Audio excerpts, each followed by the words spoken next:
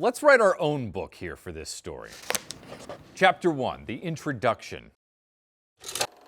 We meet some of the main characters. Hi, I'm Ellen Hopkins. Ellen Hopkins writes books for teens. Her books, like Burned, are about drug addiction, mental illness, and prostitution. I'm writing books that I hope will help kids make better choices, and I've always done that. My name is Mark Weekland. Mark Weekland's a former teacher who's written books about American heroes. He wrote When Wilma Rudolph Played Basketball for Kids, and it's about the famous Olympian as a kid. That they would see them as children, kind of come to an understanding of like, oh, they were kids like I was. My name is Rio Cortez. Rio Cortez wrote the ABCs of Black History to share something with kids that she herself had not learned as a child. My goal at first was just to sort of talk about some of those stories for younger audiences.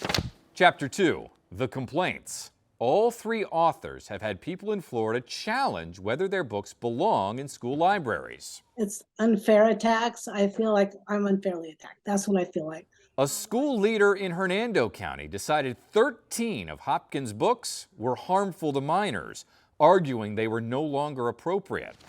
All 13 are now gone from Hernando schools. They're taking all 13 of my books off the shelves, not because I've read them, it's because my name is on the cover. Weekland says a woman in Escambia County, Florida, called his book about Wilma Rudolph race-baiting and very anti-white. Mad, he wrote that Rudolph felt treated differently than white girls, though a review committee eventually put it back on the shelf. Some of the things that were most questioned about this book were the words and thoughts of Wilma Rudolph herself. The parent who requested that they be removed admitted that she herself had never read any of the books. But a school in Miami still made Cortez's picture book about Black history only available to middle schoolers and up. Restricting access to a request-only materials by students is essentially the same as banning a book. Chapter 3, the background. And they say the state of Florida doesn't want books, they're trying to censor books and all this stuff. Turned out that was a hoax. Governor Ron DeSantis says Florida is not banning books. But what is happening, adults can challenge whether a book is appropriate for schools. Sometimes the book gets pulled from school libraries until it goes through a review process, and sometimes it stays. But after the review, it's either returned to the library or yanked off shelves. The process is happening all over Florida, including Hillsborough County. Sexual orientation of the book does not matter to me. It's the fact that they're promoting any sexual activity. That is Alyssa Hines from Moms for Liberty, who helped lobby the Hillsborough County School Board to ban the book This Book is Gay from middle schools. Alyssa's one of our main characters in Chapter 4, along with Laura Kissick. We as Moms for Liberty Hillsborough do not support banning books. We support removing books with inappropriate content. Kissick calls it weeding out anything deemed pornographic under state law or not age appropriate. Both women add it's not a book ban in their mind if it's not banned from public libraries or bookstores. You can get them at any bookstore, the free market, any place online. Anybody can get them so freely that you just go there. But I feel like the school should be kept as a neutral, innocent place, just like the professional workplace would be.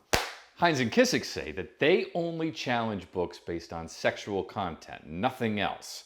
But that's not the case in other parts of Florida, like in our Chapter 5, a twist. Our book is about history repeating itself. Ryan Estrada and his wife wrote Banned Book Club about book bans in his wife's native South Korea. Someone then challenged the book ban book in Clay County, Florida, dubbing it anti-police, though it was returned to school libraries after their review process.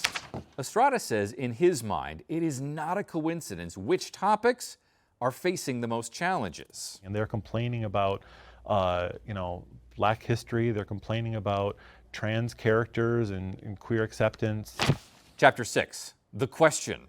I asked the main characters how they felt about removing books, theirs or otherwise, from school libraries. This current thing it's a political movement. It's not just about, taking care of the kids. We're just about removing sexual content that you wouldn't have kids watch or see anywhere else. It doesn't seem very American to me.